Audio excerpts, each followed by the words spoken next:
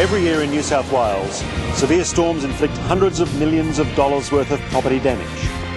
Storms, torrential rain, hail and gale-force winds often strike suddenly and with tremendous force, ripping through homes and tearing rooftops from buildings. A wild storm ripped through 2 resort towns on the New South Wales south coast.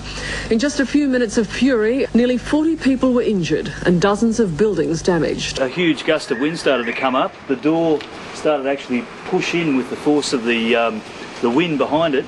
Then I saw debris started to come across the roofs over the top there.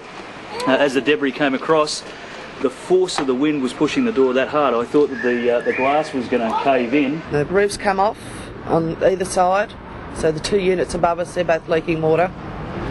The unit next door, or the block of units next door, they lost the whole top, the whole roof. The units has lost some of their walls. Less powerful storms can still inflict a great deal of damage, with trees penetrating roofs, hail smashing tiles and rain inundating building. At the SES, the majority of our work is combating severe storms and floods. Storms in particular are inherently dangerous. Their hazards and risks must be respected, so we all have to train and prepare for them. As you can see, the roofs are slippery, the tarps keep moving in the breeze. It's dangerous for our people, but they're still up there, they're still trying to do their job. After severe storms, SES units will usually need to work on roofs, to replace or remove roof sheets or broken tiles, clear tree branches, secure debris and make temporary repairs. No SES member can work on a roof without firstly being trained. You must know how to identify hazards, how to assess and control risks, and how to make a plan with your teammates. You must follow the correct procedures and use your safety equipment properly. Every rooftop is a little bit different. There are various styles and types. Each one presents a particular challenge. When they've been damaged by storms or high winds, they may not be able to support your weight. Tiles and other materials might be loose or missing. Support beams may be dislodged. It could be windy, raining and dark. Surfaces might be slippery. Electrical cables are a real danger because they could be live and difficult to see. Aerials, skylights, debris from other buildings, satellite dishes, hot water tanks, brackets and all kinds of tripping hazards await the unwary. That's why, before you even think of getting on a roof, you need to have a plan. And before that, you need to be prepared. All SES members, paid and unpaid, g'day Brian, have a duty of care to themselves, to one another and to the people we're helping. So you need to be ready, fit and able to do all of the tasks that you've been allocated. We must be trained and assessed. We must know how to tie the right knots. We must have first aid qualifications. We have to know how and when to use our safety gear and other equipment. And of course, we must know how to position and climb a ladder. Now, I can't stress this too highly. Don't even think of getting onto a roof unless you've been trained, you've been assessed, you know how to use all of the gear, or you're being closely supervised. And when you're working on a roof, make sure there are at least 2 people on the ground to support you. Tony, you ready? Yep. Prepare to lift and lift. Apart from the physical dangers you might encounter on the roof, there are other things to consider. For example, the weather, work practices and occupational health and safety issues. For instance, you've got to look after your back. Tony, prepare to lower? Lower. When you're working on a roof, don't overreach. You could strain your back or lose your balance. Then there are personal hazards. Are you physically fit to work on a roof? Are you unwell or tired? Is there a risk you could become overheated, dehydrated or cold? If you're sick or tired, your judgment could be impaired. Remember, no shift should exceed 12 hours and you need to take regular breaks. Your duty of care extends from yourself to your colleagues. If you try to do something you're not capable of, you could put other members of your team at risk. Talk to your team leader if at any time you believe you're physically or personally unable to do a particular task. As with any SES response to a request for assistance, you'll need specialised equipment so that you can do your job safely and effectively. First, your personal protective equipment, and this is your individual responsibility. For work on roofs, this gear includes helmet, overalls and boots. For most roof surfaces, sneaker-type shoes with flexible soles provide a better grip than boots.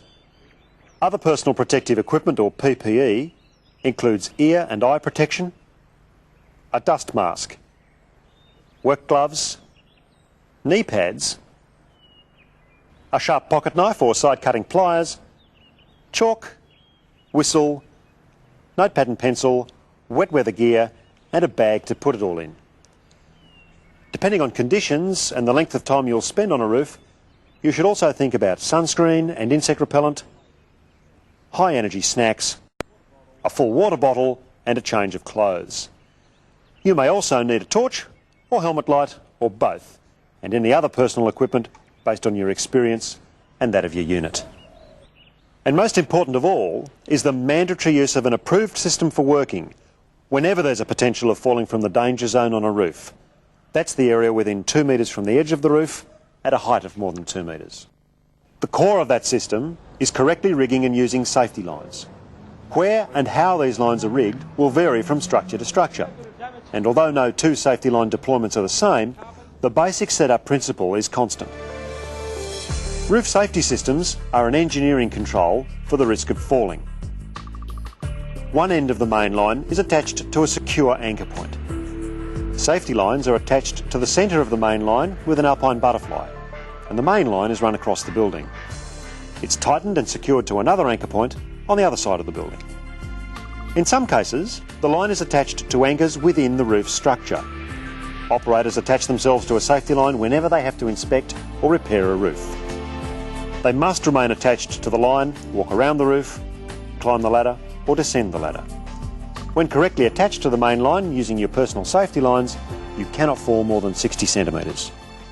Let's look in detail at setting up a roof safety system.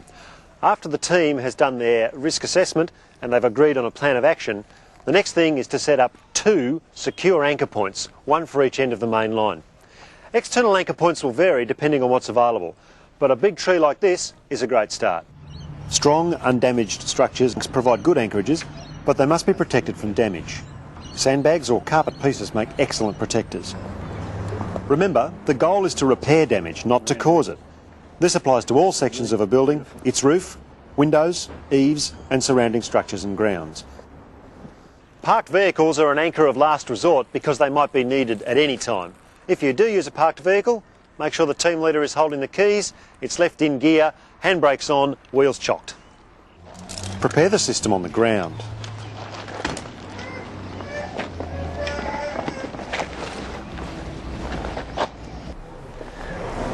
So we tie an alpine butterfly in the centre of the rope, and this will lie on the apex of the roof.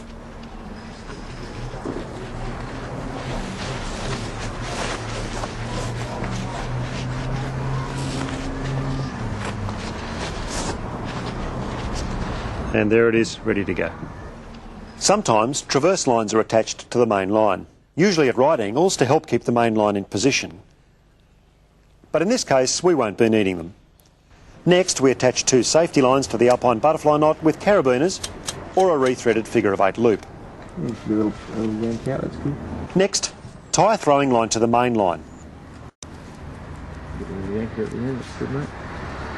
At the other end of the line is a small weighted ball. You could use a bag full of sand or something similar, as long as whatever it is doesn't cause any damage when it lands over the other side. We anchor the main line to this tree trunk using an adjustable anchor knot, making sure we protect the tree from damage. Next, someone casts the weighted throwing line across the roof to the other side of the building, preferably using a bowling action. Using the throwing line, pull the main anchor line over the roof, then tighten and anchor it. Remember, the main line should be as taut as possible.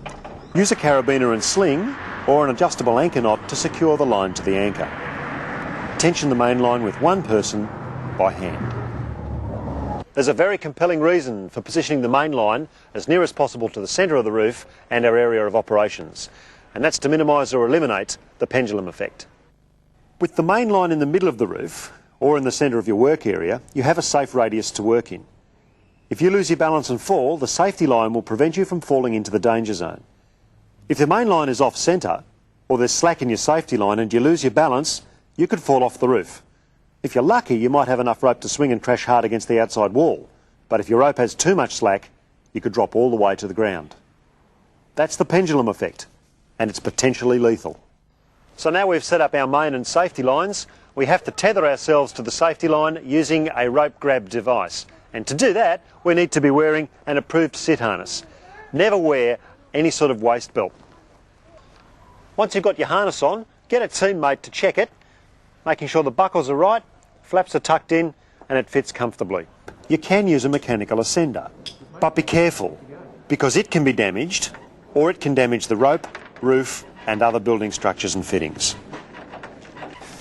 And getting to the top of the ladder, and you'll see in this particular setup, the main line is well clear of the roof, so we need no edge protection. Ready to step onto the roof now, keeping the safety line nice and taut, stepping 1 foot onto the roof, 2nd foot onto the roof, safety line taut, and I'm now going to tie a stopper knot about 1 metre away from the edge. Figure of 8 on the bite. This knot is critical for your safety. It will stop you from falling off the edge of the roof. So vitally important that we tie our stopper knot before we do anything else on the roof. If you've had to rig your main line off centre, remember to tie a 2nd stopper knot on your safety line at the shortest distance in your safe radius of work. So now we're on the roof and moving over to the damage area. Key points when you're moving on a roof like this, or any roof, watch where your feet are going. On a tiled roof, bottom half of the tiles, and most importantly, keep your safety line as tight as you can. If you need to slacken it off, really simple, as you move over to the damage area. Only 2 people can work on a roof from one main line. At least 2 other team members will be on the ground supporting you. Depending on how high you are or the amount of background noise, you might need to use a whistle or a radio to communicate.